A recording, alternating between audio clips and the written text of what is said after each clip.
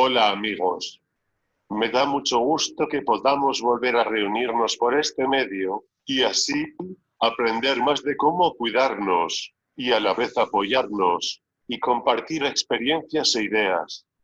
Quiero aprovechar para hacer una reflexión de esto que estamos viviendo. Una analogía que muy comúnmente se usa, aplicada a la forma de en la enfrentamos los retos que trastornan nuestras vidas, es que hay que ser fuertes como robles, pero yo no se lo recomiendo a nadie.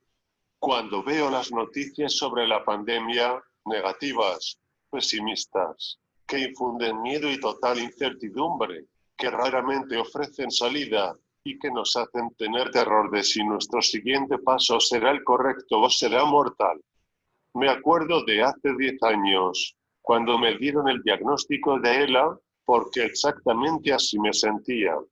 Si mis decisiones entonces A ver, hubieran sido mira, ponte determinarme como aquí un roble, en el lo izquierdo. que de ese En el roble oído me ha izquierdo. quedado Oye, sería la madera para un ataúd.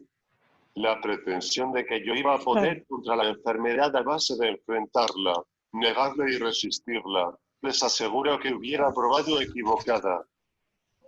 Al igual que como el mundo entero ha aprendido con la pandemia, que la única salida segura es aceptar y adaptarse a los cambios que se requieren para poder seguir con la vida, aunque sea diferente. Yo, a lo largo de años, aprendí que la ELA es una tormenta fuerte y larga, para la que no debemos ser como robles, sino como las palmeras, porque las palmeras se doblan, son sacudidas, pero el huracán no las quiebra. La forma de sobrevivir a los evidentes vientos de cambio que nos aquejan es siendo flexibles.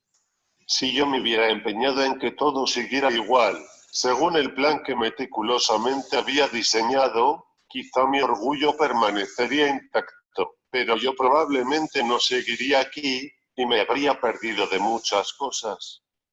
Precisamente, hace 2 semanas, nuestro hijo Pablo y su novia Daniela, que muchos de ustedes han conocido por ser voluntarios en las clínicas, se casaron de una forma muy diferente a la que estaba planeada y que había soñado por años.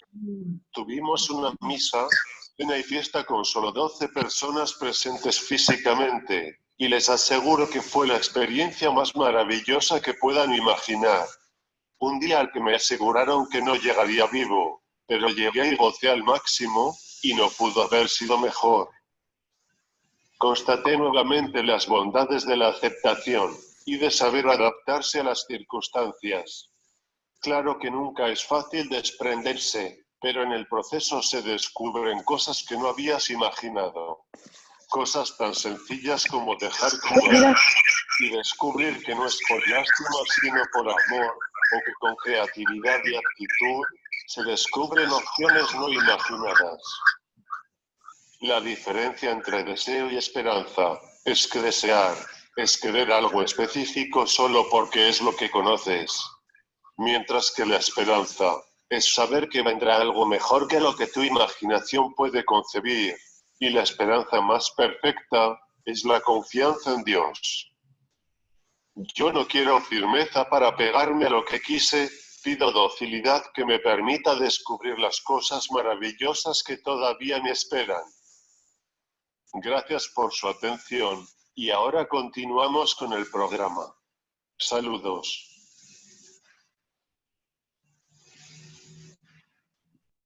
Muchas gracias, Pablo. Me voy a permitir presentar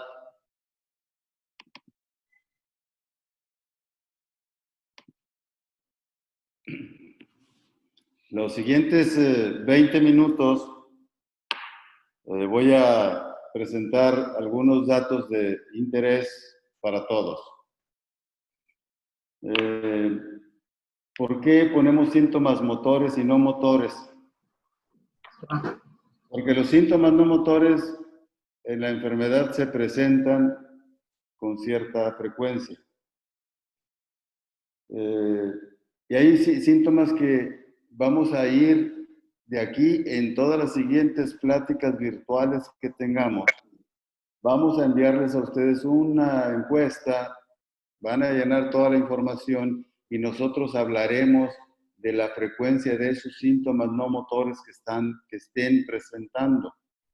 Por ejemplo, hoy va a estar con nosotros el experto en gastroenterología y que nos va a dar un repaso de cómo vamos a ir atacando los síntomas gastrointestinales que se presentan.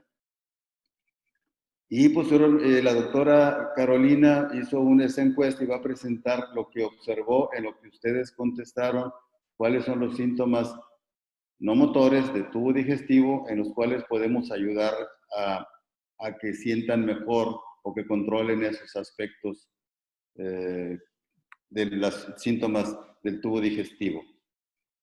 Y en las pláticas futuras, Dios mediante, pensamos ir a ver la parte respiratoria, la parte del sueño, la parte del tubo digestivo, la parte nutricional, etcétera, etcétera, para irlos mientras la pandemia nos permite estar otra vez todos juntos para analizar todos los síntomas en forma global. Entonces, lo que voy a hablar es síntomas motores rápidamente y algunos síntomas no motores para dar un preámbulo a la plática o a los comentarios que va a dar la doctora Carolina Parra y luego el doctor Manuel Martínez. Al final, unos minutos para contestar las preguntas que ustedes tengan, que vamos a ir viendo en el WhatsApp, aquí que ustedes nos van a mandar, en la liga de chat, donde vamos a ir contestando las preguntas que ustedes tengan. Mañana, todo el que entre, por favor, apague su micrófono para que no se vicie el sonido. Mañana es un día que se conmemora el Día Mundial de la Esclerosis Lateral Amiotrófica y el listoncito verde que es nuestra identidad en esta clínica ELA y vamos a hablar al respecto. Ustedes pueden ver esta gráfica, la presenté en la ocasión anterior, que es una gráfica que Pablo hizo llegar conmigo hace algunos años, donde ahí analizan los irlandeses, 717 pacientes, y vean la línea azul que ustedes están viendo por aquí, la línea azul. Cuando un paciente con ELA se maneja en clínica multidisciplinaria, tiene mejor sobrevida y calidad de vida que lo que tradicionalmente se hace en una consulta individual, aunque sea de especialista. Cómo se diferencia la calidad de vida, la esperanza de vida. Además, una reunión con especialistas de varias áreas que apoyan al neurólogo, pues hacen unos encuentros enriquecedores para los pacientes y para los cuidadores y consecuentemente se mejoran los resultados clínicos de largo tiempo.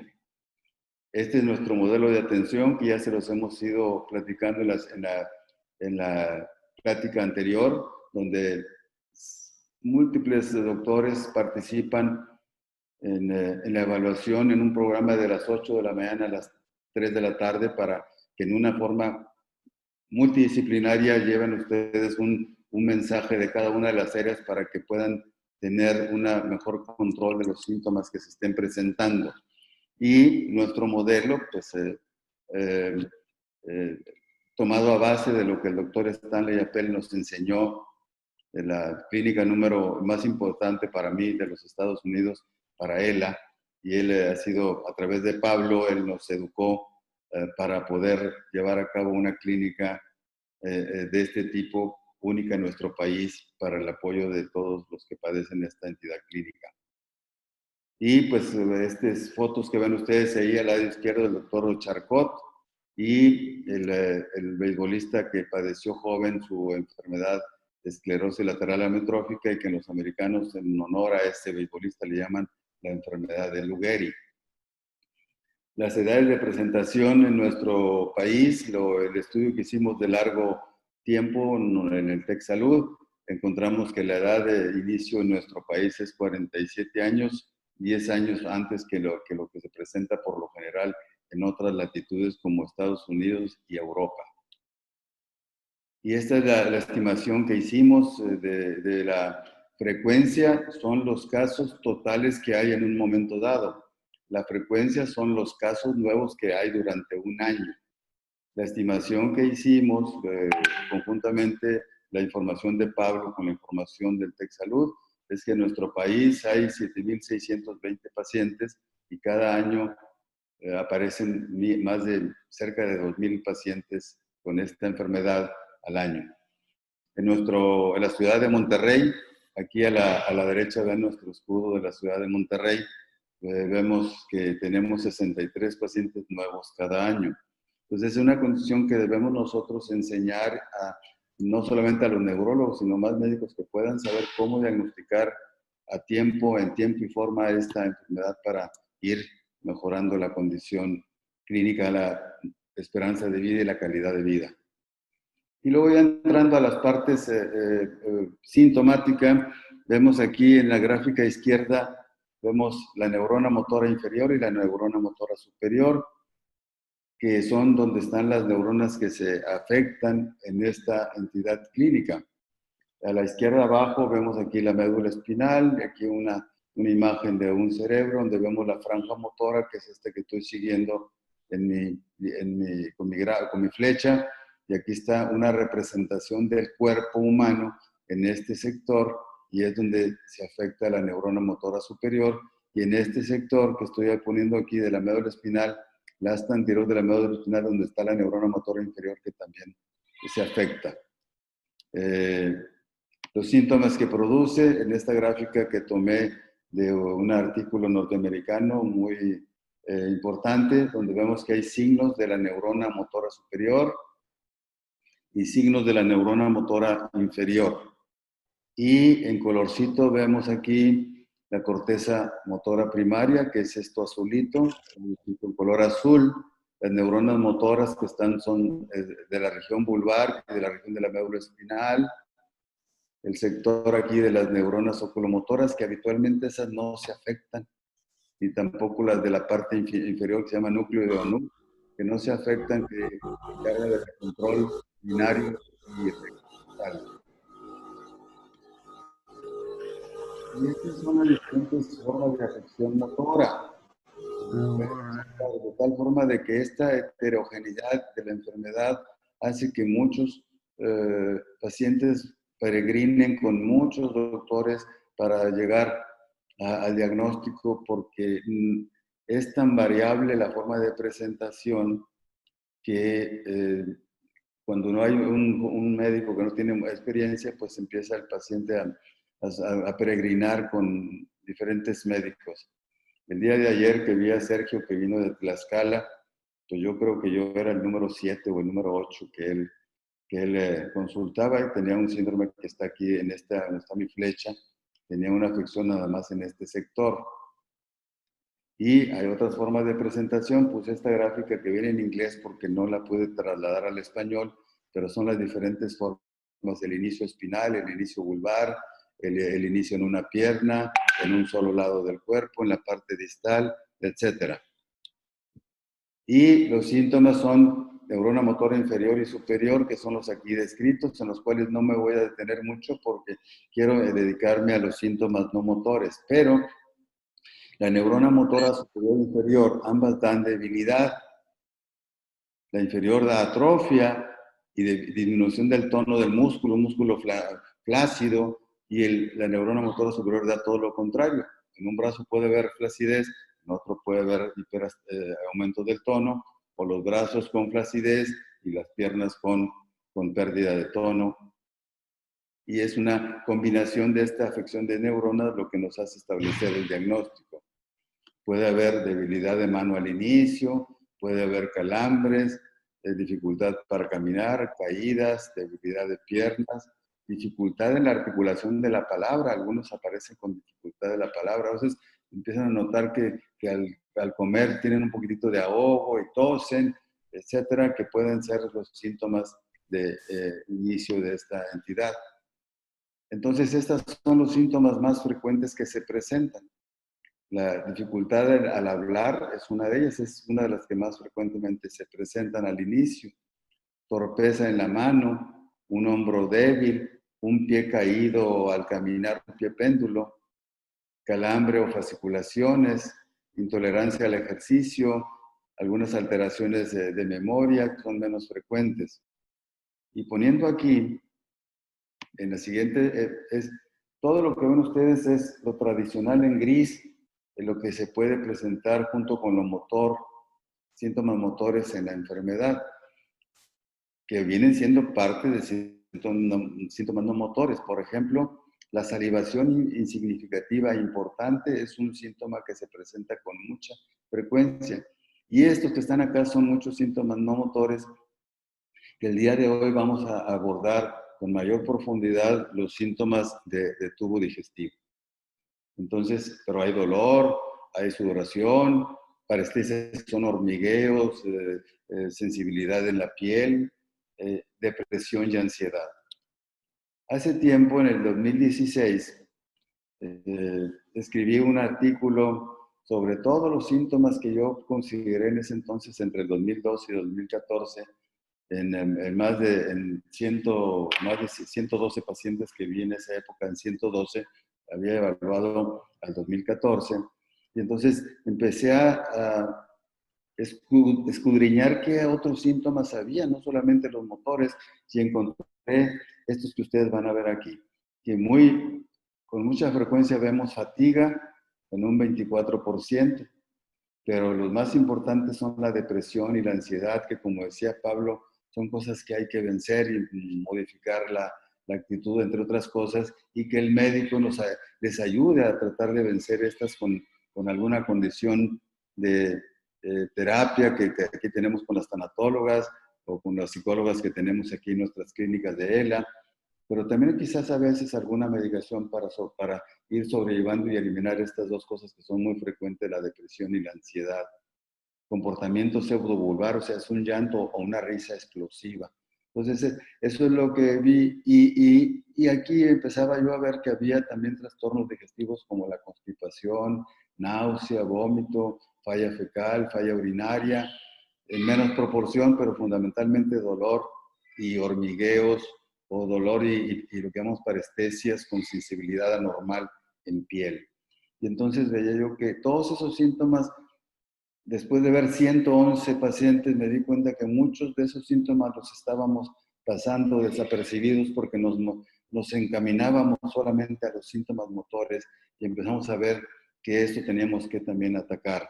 Y de ahí parte lo que Pablo me indica para que vaya con el doctor Apel y empezamos a revisar todo eso y vemos que la clínica multidisciplinaria para esclerosis lateral amiotrófica se basa en eso, detectar todos los síntomas que son motores y no motores para poder orientar a cada uno de los pacientes que acuden con nosotros. Y, por ejemplo, rápidamente los últimos 7 minutos que me faltan para completar este esquema, digo, este punto, es de los más frecuentes, depresión y ansiedad. Hacemos algunas escalas evaluatorias en nuestra clínica para definir si predomina la depresión y ansiedad y definimos si se requiere utilizar un antidepresivo o un ansiolítico o un apoyo psicológico. Aquí tenemos la parte que participa el doctor Caraza, la licenciada Celina, la licenciada Nora, etcétera, que pueden ayudarnos al apoyo psicológico, tanto para el paciente como para el cuidador en esa consulta. Y si esto es muy significativo, también tenemos el avance con la estimulación magnética transcraneal que puede modificar estos dos factores en esta entidad clínica. El dolor que puede ser postural, al ejercicio o un dolor continuo. Y aquí sugerimos juntamente con la doctora de neurorehabilitación algunas formas de ejercicios pasivos, estiramientos, elasticidad, masajes, algunas condiciones de fisioterapia, en ocasiones analgésicos o antiinflamatorios, y si no hay una respuesta en todo eso, podemos pasar a estimulación magnética transcranial para modular los centros perceptores de dolor en el sujeto con esta entidad clínica de dolor. La disfagia no la voy a mencionar porque eso es lo que nos va a platicar ahorita nuestro gastroenterólogo, el doctor Manuel Martínez, pero son estos molestias, dificultad para masticar, para tragar el bolo alimenticio, hay una ineficiencia de transferencia hacia abajo, hay una desconexión entre la parte respiratoria y la parte deglutatoria que hacen que no se maneje bien hacia hacia abajo el alimento, debilidad en la faringe, etcétera. Son condiciones que provocan disfagia y que al rato nos van a mencionar al respecto. La dificultad respiratoria, que puede ser al hacer algo de actividad física, al caminar, al acostarse, requerir más almohadas al dormir, dificultad al subir escaleras, desbalance entre la respiración y la deglución. Lo que hacemos en nuestras clínicas presenciales, hacemos una evaluación clínica, lo ve el neumólogo, pero también se hace una espirometría, que es una evaluación de la función respiratoria. Y ahí se define en qué momento puede el paciente o hacer ejercicios respiratorios o ya utilizar un BiPAP, que nos ayuda a tener una mejor oxigenación con una caretita sobre la nariz, y eso mejora la fortaleza muscular, la fortaleza clínica, detiene el proceso degenerativo de las neuronas y ayuda mucho a la calidad de vida y a la sobrevida en nuestros pacientes. Otro punto importante es la salivación, que me han preguntado durante la semana, que puede ser una excesiva salivación diurna, nocturna o a lo largo del día. Y hay varias cosas que se pueden hacer. Una de ellas sería utilizar el glicopiroslato, que favorece la fluidez y la deglución de la saliva. La mitriptilina, que es una sustancia que puede disminuir o secar un poquitito la producción de saliva, o en ocasiones lo usamos cada vez menos el piperideno, artania, quinetón, porque sí ayudan a mejorar la salivación, pero dan estreñimiento y pueden alterar un poco los procesamientos de memoria, de tal forma de que no la sugerimos con mucha frecuencia. Y ejercicios de terapia de deglución, y cuando eso falla en forma total, entonces pasamos a inyección de toxina botulínica en las glándulas parótidas guiadas por ultrasonido para disminuir sustancialmente la producción de saliva. Y estos son los síntomas no motores que se presentan. En la parte siguiente, la doctora Carolina va a hablar al respecto de los síntomas no motores gastrointestinales. Vamos a ver.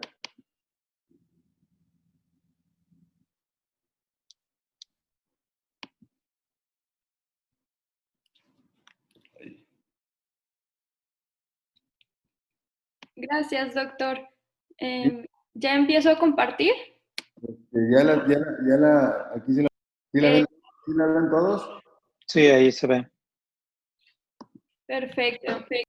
Bueno, como muchos de ustedes saben, estuve realizando llamadas a través de los meses y algunos tuve el placer de conocerlos en la clínica de febrero, y estuvimos realizando cuestionarios de diferentes síntomas gastrointestinales para saber qué tan frecuentes son estos síntomas en los pacientes con diagnóstico establecido de esclerosis lateral amiotrófica, y así saber la importancia de que ellos sean vistos por un especialista en gastroenterología. Primero pregunté sobre la presencia del dolor abdominal y el 21% contestó que sí tiene dolor abdominal y el 79% no tenía, así que no es un síntoma tan prevalente. La siguiente pregunta fue si había náuseas y el 21% sí tenía náuseas. Vómito, solamente el 7% presentó. Diarrea, ese es un síntoma que no se presenta muy común. Pirosis, a esto me refiero con sensación de acidez después de las comidas, y 28% de los pacientes con esclerosis lateral amiotrófica tienen pirosis. Estreñimiento fue uno de los síntomas más prevalentes. 45% de los pacientes tienen estreñimiento. Distensión abdominal, a esto me refiero inflamación del abdomen, y 28% de los pacientes tenían este síntoma.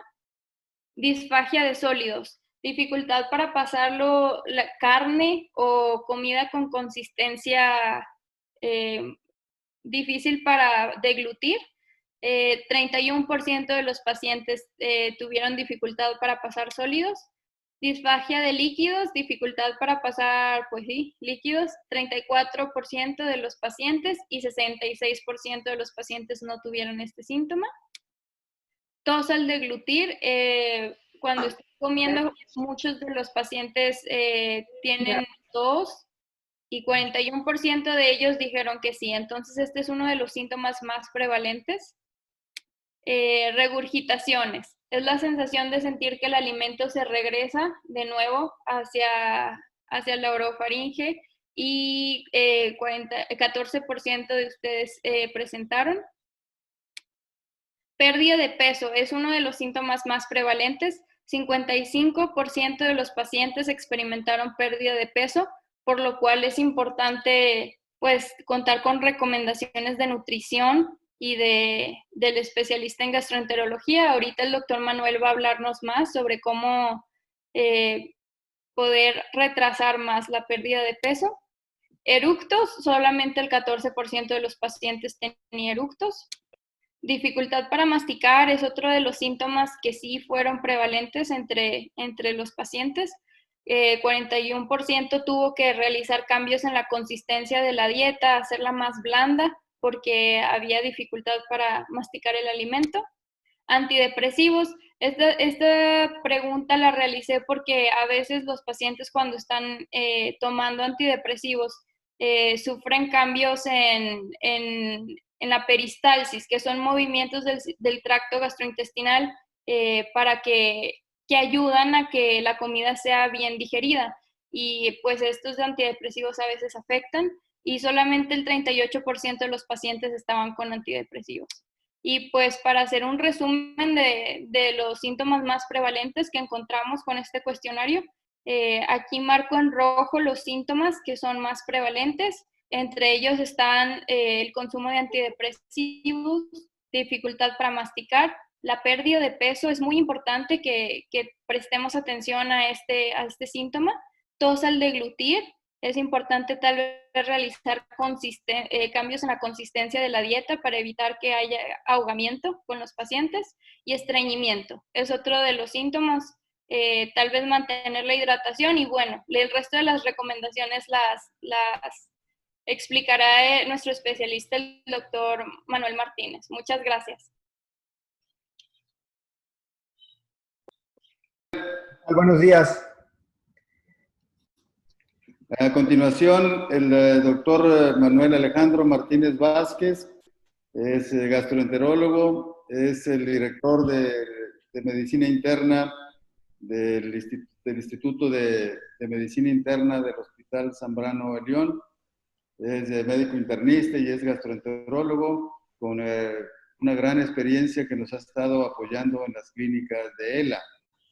Le pedí al doctor Manuel que nos diera un repaso de cómo abordamos el tratamiento de los síntomas del tubo digestivo o síntomas digestivos que se presentan en la esclerosis lateral amiotrófica. Hasta este momento la doctora Carolina tiene algo así como 30 encuestas. Quizá pudiéramos ampliar el número de encuestas para tener una mayor información y poder nosotros presentarles más información de respuesta o de qué hacer entre los síntomas que presentan nuestro grupo de pacientes. Entonces, dejo la palabra al doctor Manuel Alejandro para que nos dé la información acerca de los tratamientos de síntomas digestivos. Gracias, doctor. Bueno, antes que nada, cuando me invitaron a participar en esto, dije, claro que sí, con todo gusto. Y empecé a estudiar, a revisar qué existía publicado. Y me llevé la desagradable sorpresa de que existe muy poca información. Al existir muy poca información, este tipo de clínicas toma más relevancia porque los datos que ya han visto pues cumplen lo más importante, tener nuestra evidencia, tener el reflejo de nuestra necesidad e ir solventando cada una de esas necesidades. La que sigue, por favor. Todos estos cuestionarios que han venido contestando tienen un objetivo, es generar datos de epidemiología, y al generar datos de epidemiología podemos... aquí voy a pedir el control remoto. Podemos incidir directamente en las necesidades que tengamos. Cuando una persona no tiene audio...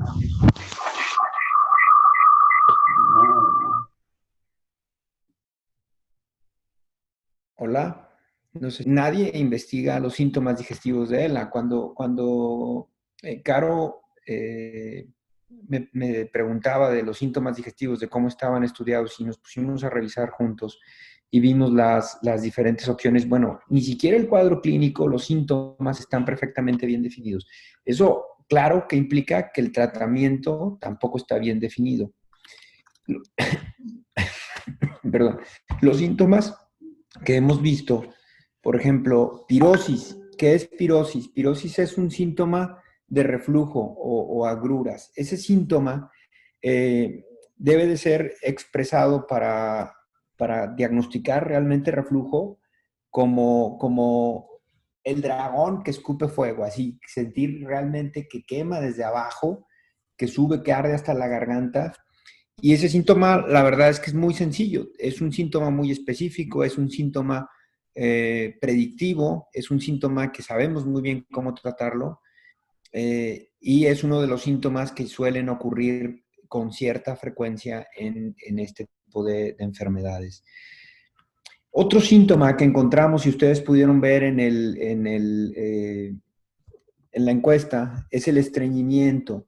Estreñimiento tiene demasiados factores, y factores que van de la mano con ELA, pues son, por ejemplo, deshidratación por la baja ingesta de agua o la salivación.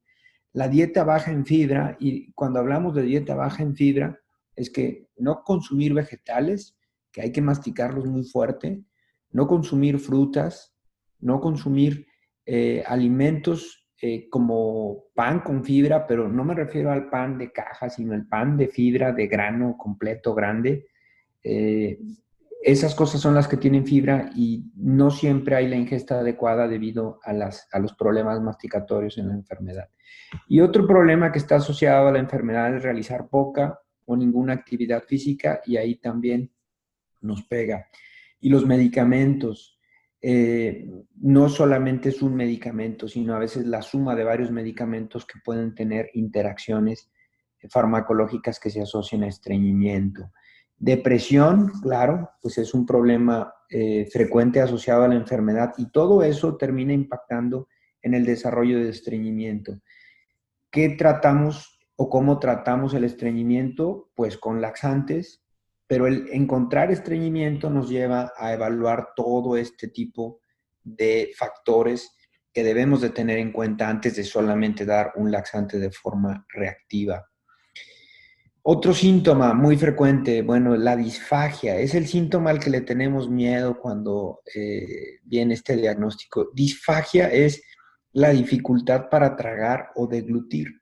Y disfagia es un síntoma que suele ser progresivo. Ustedes pueden observar aquí en esta imagen el movimiento normal al deglutir es que la epiglotis tapa la tráquea, y entonces al tapar la tráquea pasa el bolo, y aquí es cuando pueden entender que es más fácil que es ingerir un bolo semisólido, blando, a agua, porque tiene que coaptar perfectamente bien aquí la epiglotis, tiene que tener una coordinación muy, muy precisa para que no filtre nada de agua. Entonces es mucho más sencillo deglutir un bolo sólido que deglutir un trago de agua.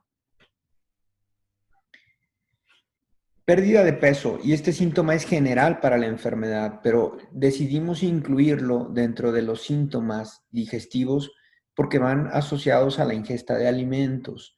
Y la pérdida de peso es un punto que nos lleva a no solo estar pues, más delgados, sino el punto final de esto es la sarcopenia, que es la pérdida de la cantidad de músculo. Y es algo que considero yo que debe de ser incluido dentro de los síntomas digestivos, debido a que como gastroenterólogo o especialista en enfermedades digestivas, tengo que ver los factores orgánicos que yo pueda resolver para tratar de que el paciente ingiera mejor sus alimentos. Por ejemplo, no solamente es la pirosis o la sensación esta de quemazón o la disfagia o dificultad para tragar, sino que también puede ser el estreñimiento. Hay pacientes que dicen, no evacúo, y como no evacúo, ya no quiero comer. Todos esos factores van de la mano y los tenemos que evaluar y también pues incidir en la pérdida de peso o en mantener el peso y el músculo. Distensión abdominal. Este síntoma también lo encontramos con cierta frecuencia en la enfermedad y este síntoma, pueden ver aquí, puede ser subjetivo. Por ejemplo, aquí se ve poco gas en la parte izquierda y esta persona aquí con poco gas puede sentirse muy llena de aire. Y el de la derecha, con poco aire, con mucho aire, puede no sentirse tan mal. Es un factor que ya depende de persona a persona, pero vaya que es muy molesto la producción de gas. ¿Con qué puede asociarse en la enfermedad de ELA? Bueno, pues, por ejemplo, con deglutir aire o con el consumo de ciertos alimentos que generen gas, y entre ellos tenemos alimentos con azúcares, que son básicamente los que se asocian a producción de gas por fermentación. Y lo tratamos en función de ciertos factores. Por ejemplo, podemos tratarlo con probióticos, podemos tratarlo con simeticona, podemos utilizar incluso laxantes o medicamentos asociados a movimiento intestinal. Y ahí va a depender mucho de todos los factores o síntomas previos de cada paciente. ¿Qué otro síntoma tenemos que tratar? Bueno, falta de apetito o incapacidad para deglutir nos llevan a esto que es una consecuencia. Y aquí pongo la gastrostomía porque es un procedimiento que en ocasiones es prudente no retrasar mucho. ¿Por qué? Pues porque si estamos esperando a que la persona pierda demasiado peso, pues para cuando pierde demasiado peso, el músculo ya no lo va a recuperar tan fácil, ya no lo vamos a poder alimentar. Si la tendencia es que una persona no está alimentándose bien o tiene dificultades para tragar, es mejor instalar una sonda temprano para asegurar que no pierda el músculo, que tenga el aporte adecuado de proteínas, de carbohidratos, de grasas, y que mantenga su músculo y con eso mantenga su movilidad. Y se puede dar un tratamiento parcial. ¿A qué me refiero con un tratamiento parcial? A que tenga una cantidad de alimento por la boca como algo más sólido, que pueda deglutir bien y que tenga otra cantidad por el estómago, por la sonda, y pueda aún mantener el gusto por alimentos, pero tenga el aporte adecuado, apoyándolo por vía de una sonda de gastrostomía.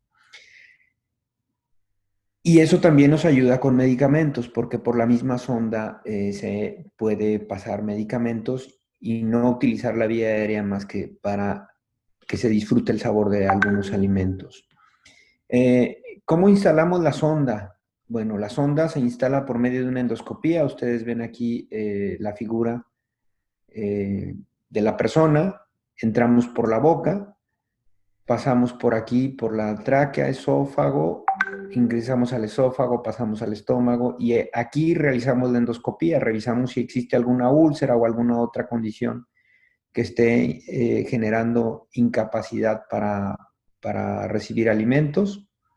Y luego por el estómago hacemos una punción y sacamos una guía y metemos una sonda a través del orificio. Es un solo orificio, puede ser un poquito doloroso un par de días y después eso desaparece.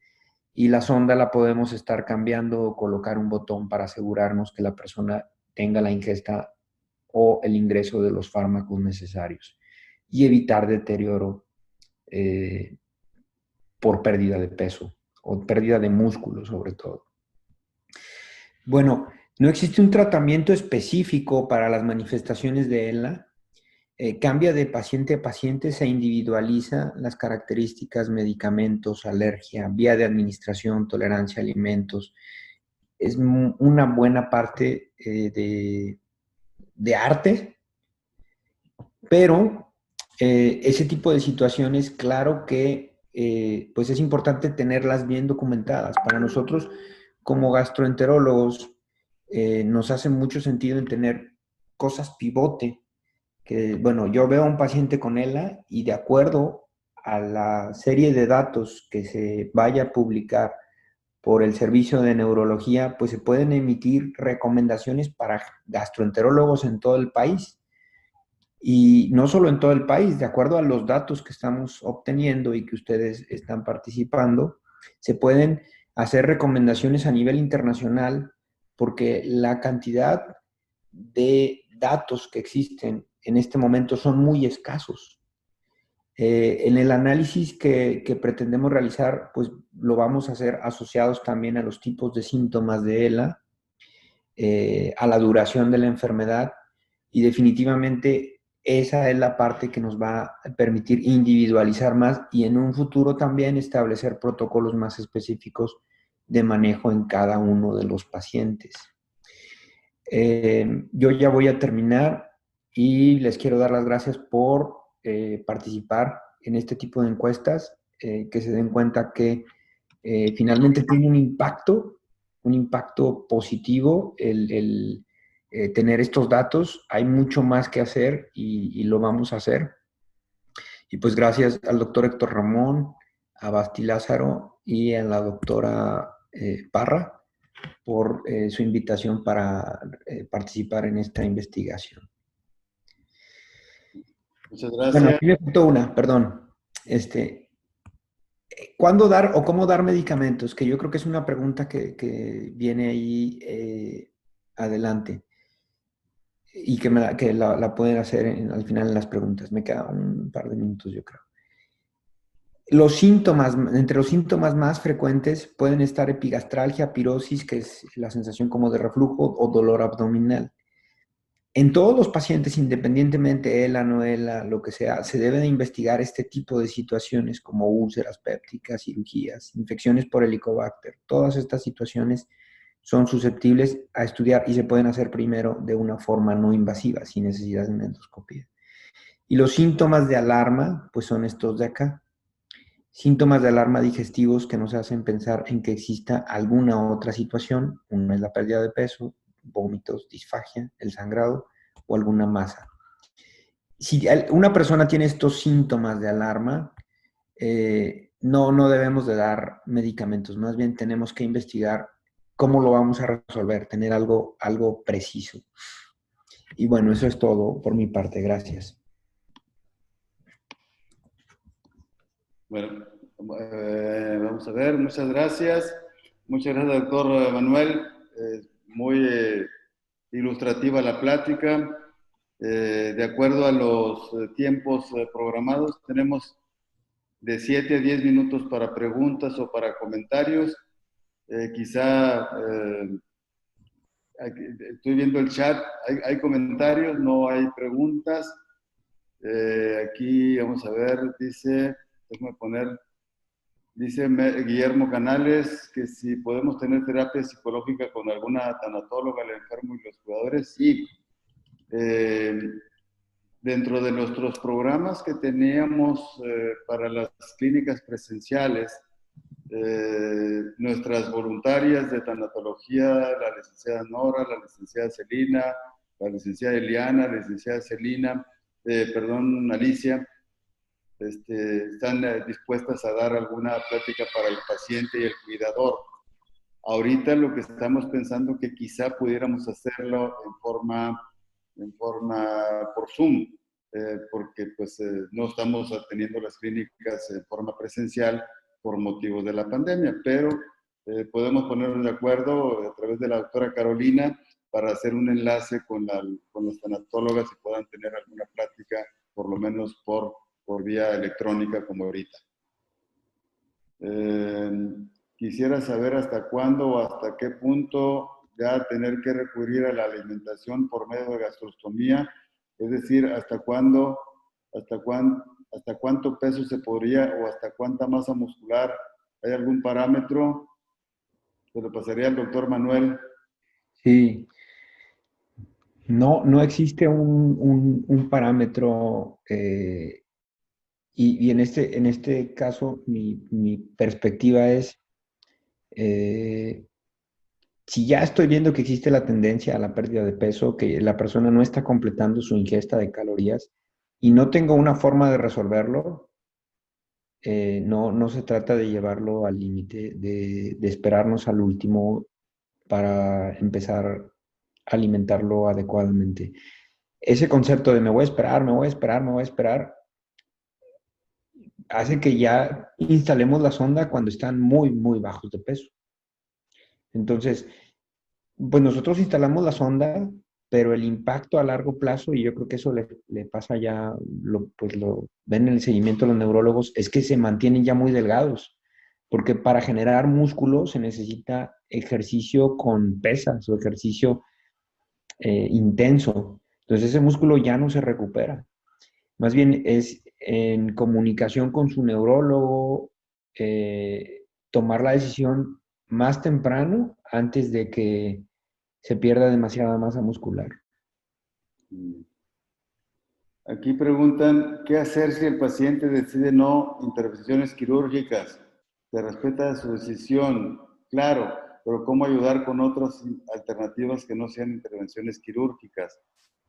Aquí, no sé si sea en relación a la aplicación de la sonda de gastrostomía, pues sí, es una intervención quirúrgica, pero quizá, como me explicó, no sé si quiere ampliar un poquito el doctor Manuel, pues es una cirugía que se hace pues, de forma prácticamente ambulatoria. Sí, es un procedimiento ambulatorio. Yo no lo veo como una cirugía, es una endoscopía y se hace un pequeño orificio y se instala la sonda. La preferencia del paciente siempre es mandatorio. Eso se respeta absolutamente. Pero pues bueno, hay que tener la información y el concepto claro de que cuando esa sonda se va a ir necesitando, pues la razón es que hay pérdida de masa muscular. Y es una decisión que yo sugiero tomarla lo más temprano posible, cuando ya está la necesidad de que se empieza a perder peso muy rápido, digamos, lo que consideramos, por ejemplo, para tumores es un 10% de peso en 6 meses o en situaciones oncológicas. Eso es como un dato de alarma. O también el acceso a medicamentos también, ¿verdad? Que dejan de tomar sus medicamentos por esa situación. Sí, otra pregunta que mencionan es, en relación a los antidepresivos, ¿cuáles son los que propician estreñimiento? Pregunta Liliana. Sí. Propician estreñimiento quizá los tricíclicos. Sí.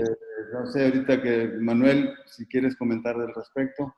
Sí, esos son buenísimos para los pacientes que tienen diarrea. Y los que tienen estreñimiento, generalmente hay otras opciones que les pueden ayudar bastante. Son, por ejemplo, amitriptilina. Es excelente para las personas que suelen tener diarrea. Que si vieron las diapositivas de las encuestas, ningún paciente de los que contestaron refería diarrea. Sí, así es. Entonces, se usan alternativas los que se llaman inhibidores de la recaptura selectiva de la serotonina. Esos tienen menos posibilidad o casi no posibilidad, algunos de ellos, de provocar estreñimiento. Entonces, buscamos los neurólogos ir por otra vía más que la amitriptilina. lo de que les decía de la salivación, algunos doctores utilizan los anticolinérgicos, pero esos también estreñen. Pueden secar un poquitito la salivación, pero estreñen. Y hay ese mayor problema de estreñimiento. O la mitriptilina puede dar menor salivación, pero también un mejor estado de ánimo, pero también estreñe. Entonces tenemos que balancear qué es lo más apropiado si hay una depresión que requiere tratamiento.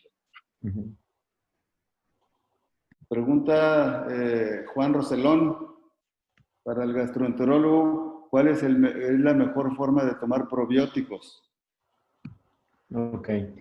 Bueno, ahí estamos en un problema siempre de, me recomendaron, me dijeron que era bueno, a no sé quién le funcionó, me tomo el de más millones porque es el más bueno, porque tiene más millones, o me tomo el de más cepas.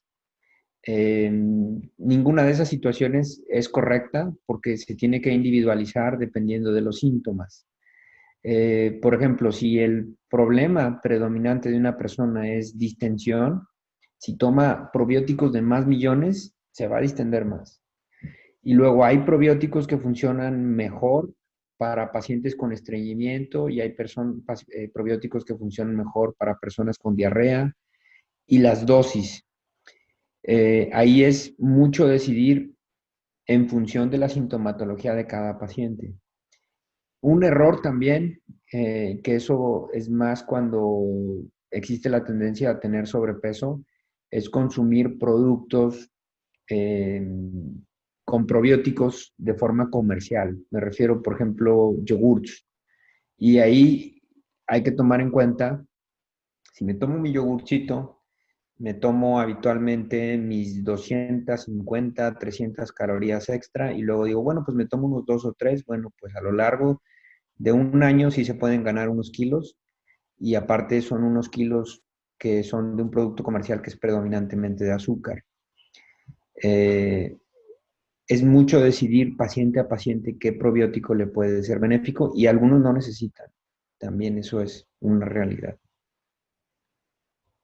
Muy bien.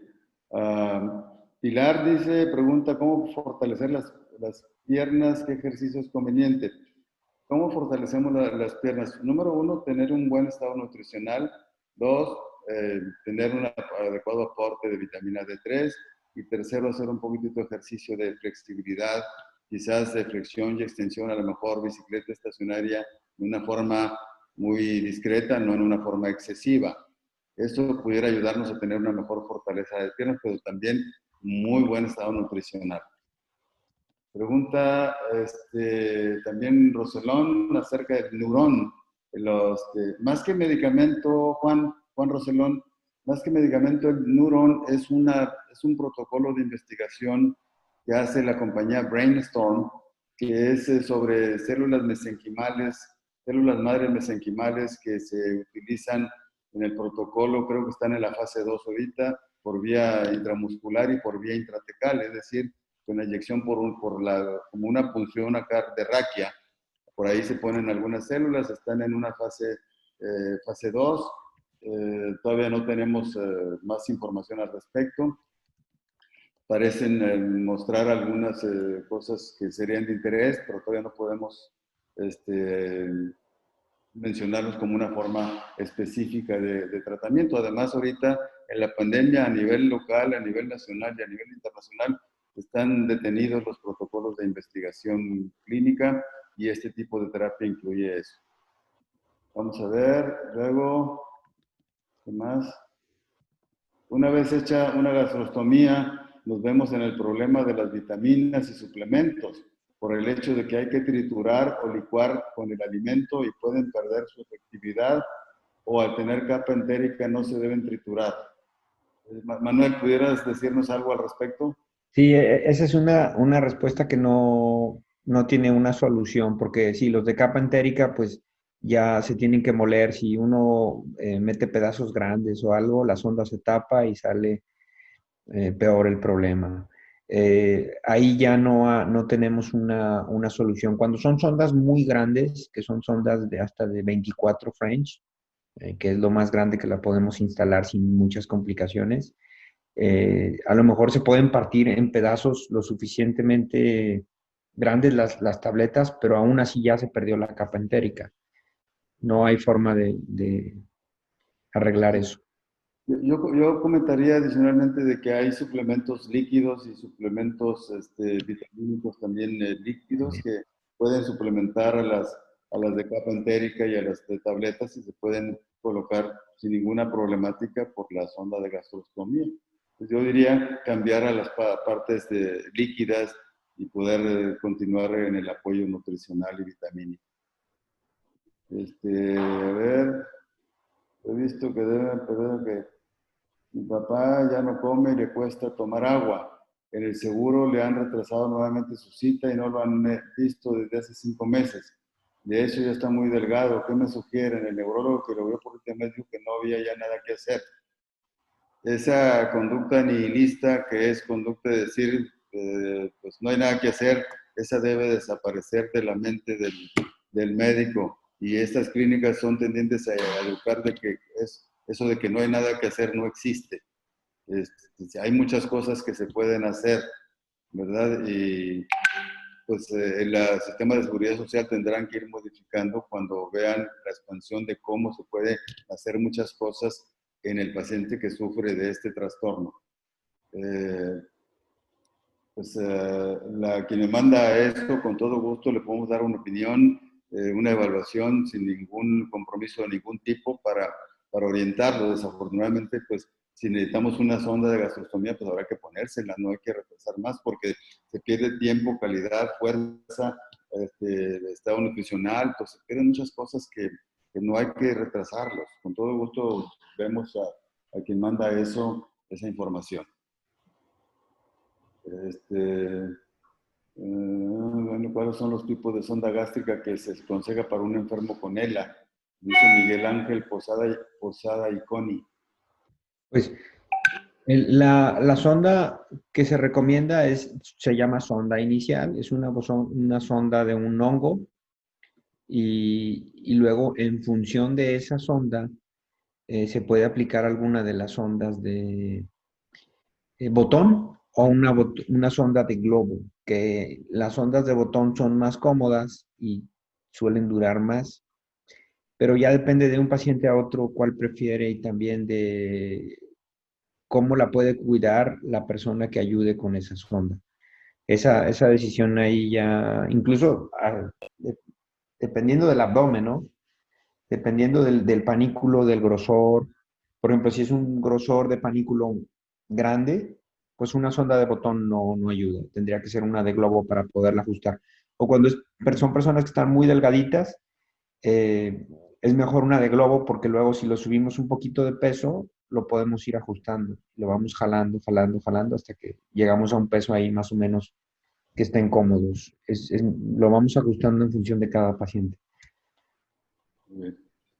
Pues esas son todas las preguntas, muchas son repetidas de lo que ya hemos hablado.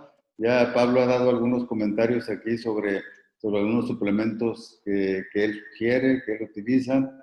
David Brondo felicita a todos los ponentes y a Pablo por sus palabras, su estímulo, que a todos nos llena de mucha satisfacción. Y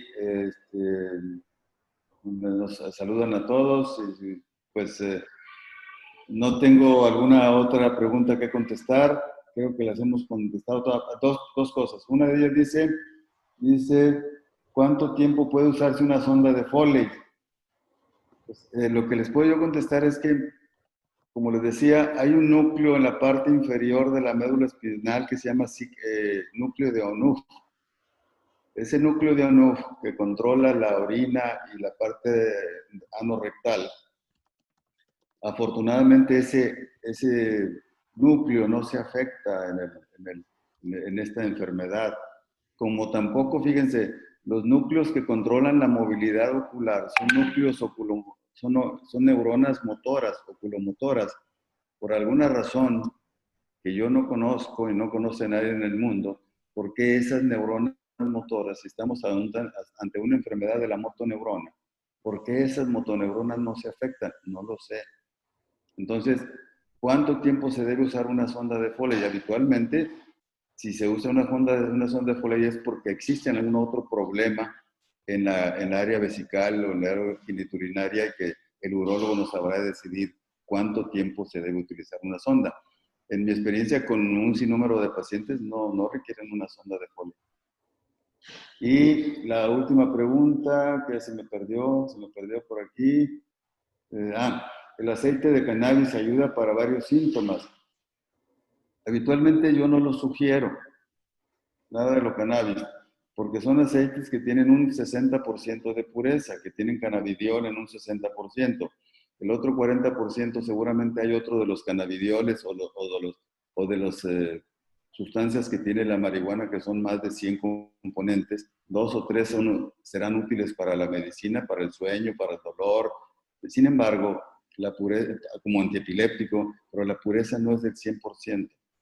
Aún el Epidiolex, que se usa para la epilepsia en Estados Unidos, tiene un 99% de pureza. Entonces yo no diría que se utilizara porque puede atacar las neuronas motoras del lóbulo frontal a largo plazo. Entonces no lo sugeriría. Y creo que son todas. Pues son las 11 de la mañana con 10 minutos. No sé si Pablo quiere dar algún mensaje final, Pablo.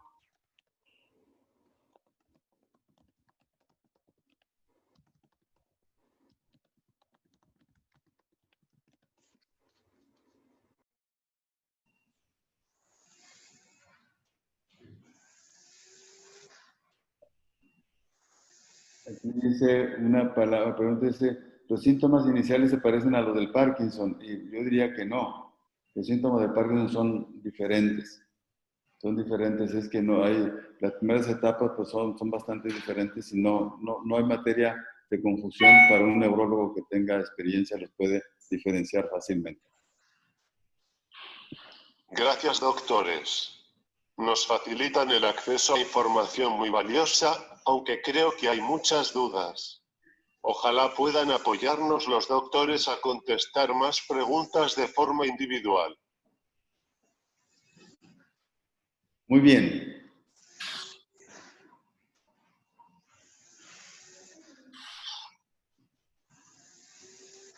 Te agradezco que hayan sido muchas preguntas, algunas repetidonas, pero sí han sido muchas preguntas. No sé si alguien que no lo haya yo leído, que quiera dar una opinión, todavía tenemos algunos minutos para dar alguna respuesta. Los que piden datos, aquí Carolina, la doctora Carolina se va a encargar de darle la información que están solicitando. Suplementos en parche. Doctor, vi que muchos preguntaban sobre flemas. ¿Sería bueno recomendar algo? ¿De qué? De flemas, para que tosen. Bueno, ahí en ocasiones lo que hacemos es utilizar el glicopirrolato para que la salivación sea fácil de manejo y también para que las flemas puedan manejarse. Glicopirrolato y si no un mucolítico cuando las flemas están muy atoraditas. Y mejorar el estado de hidratación. O sea, son 3 o 4 cositas que se deben hacer para manejar las flemas en la parte superior. Bueno, pues agradecemos a todos su presencia.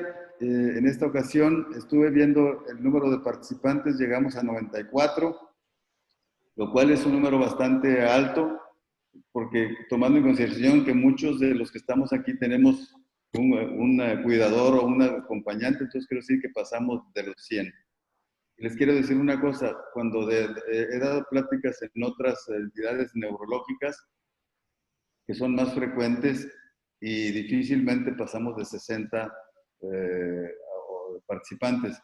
Aquí, con la otra ocasión llegamos a 112 y ahorita llegamos a 94, lo cual es un número fenomenal, lo que indica que el interés y el deseo de participar en este proceso que Pablo conjuntamente conmigo iniciamos ya casi 1 año y medio o casi 2. No hay ninguna otra cosa que mencionar. Muy contento de por mi parte, muy contento de verlos, y sobre todo porque los veo de muy buen ánimo. que es la base para una mejor vida. Felicidades a todos. Agradezco a Pablo, agradezco a la doctora Carolina, al doctor Manuel, y a todos ustedes los participantes. Les quiero mandar un saludo y que mañana conmemoremos el Día Mundial de la ELA. Saludos y bendiciones para todos. Gracias. Le deseamos mucha salud, doctor. Gracias. Roxana. Gracias, Roxana. Muy amable. Un abrazo. Un abrazo, Pablo. Abrazo a todos. Gracias a todos. Buen día.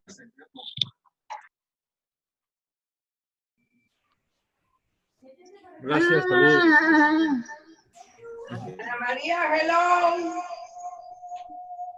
Hola a todos, soy Guillermo Canales, de acá de Oaxaca. Un saludo para todo el grupo ELA del Hospital Zambrano, especialmente al doctor Héctor Ramón, a Pablo, a la doctora Carolina Parra y en general a todos, en especial al doctor Manuel. Muchas gracias. Espero que en la próxima participe algún neumólogo. Gracias. Eso para mí fue como si me hubieran pegado.